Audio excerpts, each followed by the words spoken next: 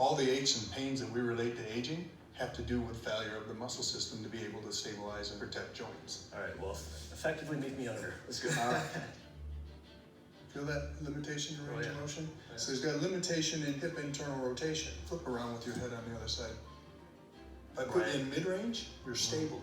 If I take you into extreme range, you don't have the ability to resist the force. You hear? Cross your arms over your shoulder.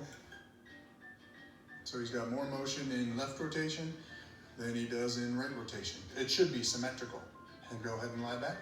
As I assess your range of motion in external rotation, we'll just take one main motion in the shoulder and assess it on the other side.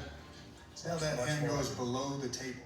All these limitations, they're independent of your function and your history. Back issues, just because your core is weak, that can cause some tightness in the back.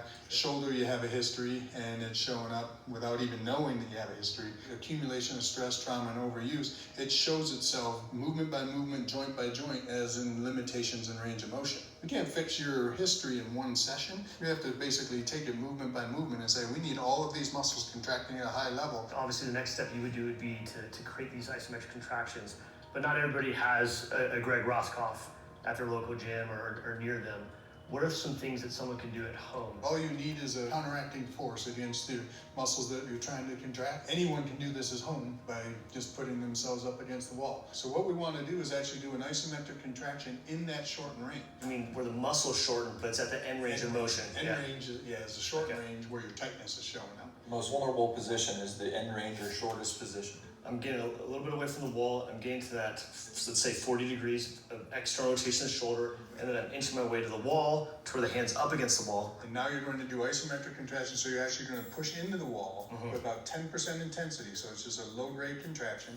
You're going to do 6 contractions, 6-second holds. Okay. But the important part here is with every contraction, you're improving that communication, and so you may increase his range of motion immediately. So after each contraction, you relax, step away, reassess your range of motion, then go back into the next contraction. Okay. So I just did one for 6 seconds while you're talking. So now I'm going to step away a little bit and see if that range of motion increased at all. Okay, I think it did a little bit, so now I'm going to go back up to the wall. But I'm probably now maybe at 45 degrees of external rotation. So I'm going to go 6 seconds again. And then I'm going to come away and see if it increased. It did. It's definitely increasing it. But after we do the other isometrics, we'll be able to test and make sure that not only do you have increased range of motion, that you're stable through that range. Because we're only as good as motion we can control. Say if you stretched or massage and got more mobility, but you don't have stability through that range, you have more vulnerability. Yeah, we're really vulnerable. Okay. So let's go to the hip. Separate. Yep. And then you're going to line yourself up and you're going to do the same thing. 6 contraction, and then you're going to relax it, and then make sure where your range of motion is. Yep, a little increased. Yep, a little bit increased, and then that becomes your barrier. Now we go to trunk. Yep. Cross your arms across your chest. Yep. And then the elbow becomes the force. And now what you're going to try and do is contract your abdominals to create more rotation, creating an isometric contraction of the muscles that rotate you to the right. Okay, that was about 6 seconds. Move myself a little bit farther away. Definitely have some more motion. Oh, yeah, your motion. So now I'm going to get up against the wall again, probably about 35 degrees. And then I'm going to go for 6 seconds again.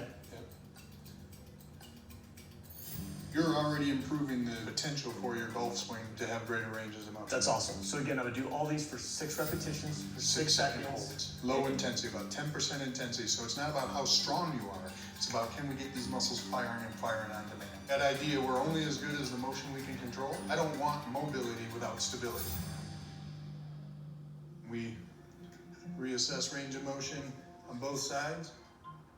And range of motion symmetrical now. Hold out. And now you can actually resist it a bit. Pulling with a good amount of force. And the same strength that you had at mid-range before, you're actually producing at that end range. So not only do you have an increased mobility, but you have an increase in stability through that newfound range. I mean, definitely greater range go the other way to assess. Yeah. Feel more symmetrical. Different. Okay, and then, I mean, I can literally push as hard as I want. And you're strong. For people doing this on their own, is there a way to test this new stability? From a stability standpoint, you can't test it, but the key is you can trust the fact that if you do these isometric contractions at a low intensity and it increases mobility, your body will only give you the motion it knows it can control. when we actively contract muscles. When we stretch muscles or try and lengthen muscles, we're forcefully violating the protective mechanism, so we don't know that there's stability through that range. The safe fact about doing these isometric end range is if the body's not comfortable going into a greater range of motion, it won't give more motion. You have more mobility only because you have more stability.